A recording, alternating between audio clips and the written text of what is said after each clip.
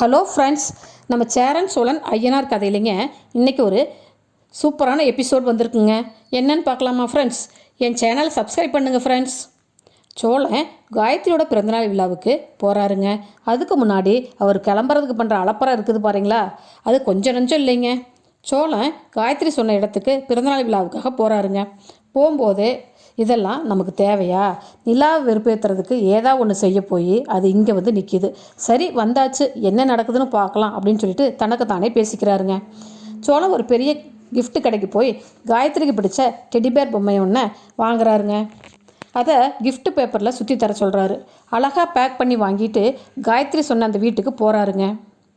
சோழன் மறக்காமல் அந்த டெடிபேர் பொம்மையை எடுத்துக்கிட்டு இறங்குறாரு. வீட்டில் காயத்ரியும் அவளோட ஃப்ரெண்ட்ஸும் பிறந்தநாள் விழாவில் கேக்கை வெட்டி கொண்டாடிட்டு இருக்காங்க.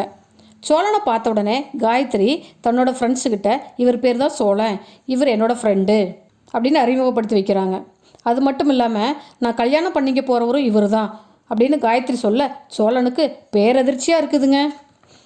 அதிர்ச்சியை கட்டுப்படுத்திக்கிட்டு சோழன் தான் வாங்கிட்டு போன கிஃப்டை காயத்ரிகிட்ட கொடுக்குறாருங்க. அது காயத்ரிக்கு ஒரு பெரிய சர்ப்ரைஸாக இருக்குங்க. காயத்ரி பயங்கர ஹாப்பி ஆகிட்டாங்க. பிறந்தநாள் விழாவில் காயத்ரியோட ஃப்ரெண்ட்ஸ் எல்லாம் தண்ணி அது இதுன்னு பயங்கரமாக ஜமாய்ச்சிட்ருக்குறாங்க. சோழன் தன் ஃபோனை கார்லேயே வச்சுட்டு வந்ததாக சொல்லி வீட்டுக்கு வெளியே வராருங்க. கொஞ்ச நேரம் வெளியவே நின்று யோசிக்கிறார்.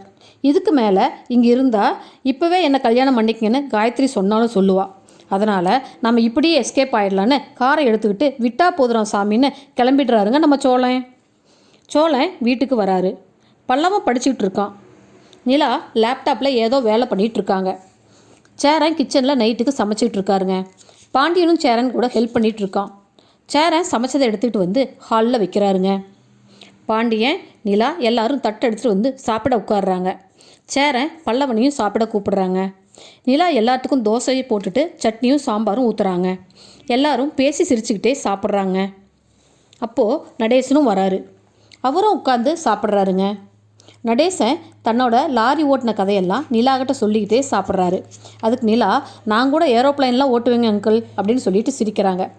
ஆமாம், எல்லாரும் வாயிலேயே நல்லா ஓட்டுவீங்கன்னு நடேசன் தட்டை தூக்கிட்டு கை கழுவ போகிறாருங்க. எல்லாரும் சிரிக்கிறாங்க. சோழன் ஒரு டென்ஷனோட காரை கொண்டு வந்து நிப்பாட்டுறாருங்க. வேகமாக இறங்கி வீட்டுக்குள்ளே வராரு.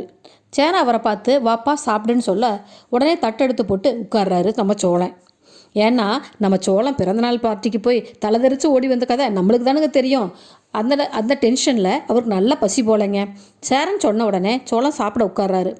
எல்லாரும் ஏன்னா நீ பர்த்டே பார்ட்டிக்கு தானே போனேன், அங்கே சாப்பிடலான்னு கேட்க அதுக்கு சோழன் எனக்கு கேக் மட்டும் போதுன்னு சொல்லி சாப்பிட்டு வந்துட்டேன் அப்படிங்கிறாருங்க நம்ம சோழன். சரி சரி, உன்னை பார்த்தா ஆளே சரியில்லை, ஏதோ ஒன்று நடந்திருக்குதுன்னு பாண்டியனும் பல்லவனும் கேட்க அதெல்லாம் ஒன்றும் இல்லை சும்மா இருங்கடா அப்படின்னு சொல்லிட்டு சோழன் வேகமாக பசினாலையும் டென்ஷன்னாலையும் சாப்பிட்றாருங்க. பர்த்டே பார்ட்டியில் நடந்ததெல்லாம் மனசுக்குள்ளே வந்து போகுதுங்க. தோசையை பிச்சு டப்புன்னு வாயில் போடுறாரு. அவருக்கு நினைப்பே இங்கே இல்லைங்க. நடேசன், டேய் பார்த்து சாப்பிடு, விக்கிட்டு போயிடாத அப்படின்னு சொல்லிட்டு வெளியே போகிறாரு. அடுத்த நாள் சேரனும் நிலாவும் கிச்சனில் சமைச்சிக்கிட்டு இருக்காங்க. பல்லவன் ரொம்ப பாசமாக சேரன்ட்ட, அண்ணா இன்றைக்கி என்ன சமையல்னு கேட்க சேரன் இன்றைக்கி காய் போட்டு சாம்பாருப்பா, தக்காளி ரசம், அப்புறம் ஒரு ஆளு வறுவல் அப்படின்னு சொல்கிறாருங்க.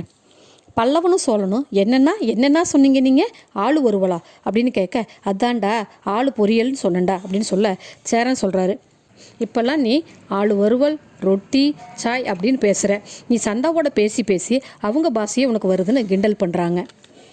பாண்டியனும் எழுந்து வந்து தன் பங்குக்கு கிண்டல் பண்ணுறாருங்க. சேரனுக்கு வெக்கம் தாங்க முடியலைங்க.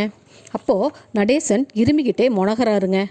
நிலா என்ன அங்கிள் இருமுறை சத்தம் கேட்குதுன்னு வெளியே வந்து பார்க்குறாங்க. நடேசன் போர்வை இழுத்து போத்திக்கிட்டு காய்ச்சலில் வினாத்திக்கிட்டு இருக்கிறாருங்க. நிலா சேரன் 2 பேருமே நடேசனை ஹாஸ்பிட்டலுக்கு போகலான்னு கூப்பிடுறாங்க. டேய் போங்கடா நீங்கள், இது அந்த காலத்து கட்டை, எனக்கு ஒரு மாத்திரை மட்டும் கொடுங்கன்னு சொல்கிறாருங்க. நிலா கிச்சனில் போய் அவருக்கு சுடுதண்ணியும் சாதமும் கொண்டு வந்து கொடுக்குறாங்க. சேரன் மாத்திரை டப்பாவை கொண்டு வந்து கொடுக்க நிலா, அங்கிள் இதை சாப்பிட்டுட்டு மாத்திரையே போட்டுக்குங்கன்னு ஒரு மாத்திரையை எடுத்து கொடுக்குறாங்க. நீங்கள் எல்லோரும் போங்க, நான் பார்த்துக்கிறேன்னு சேரன் சொல்கிறாருங்க. எல்லோரும் அவங்கவுங்க வேலைக்கு கிளம்பி போகிறாங்க. நடேசனும் மாத்திரையை போட்டுட்டு படுத்துக்கிறாருங்க. ஓகே ஃப்ரெண்ட்ஸ், என் சேனல் பிடிச்சிருந்தா லைக் பண்ணுங்கள், சப்ஸ்கிரைப் பண்ணுங்கள், ஷேர் பண்ணுங்கள் ஃப்ரெண்ட்ஸ். தேங்க்யூ.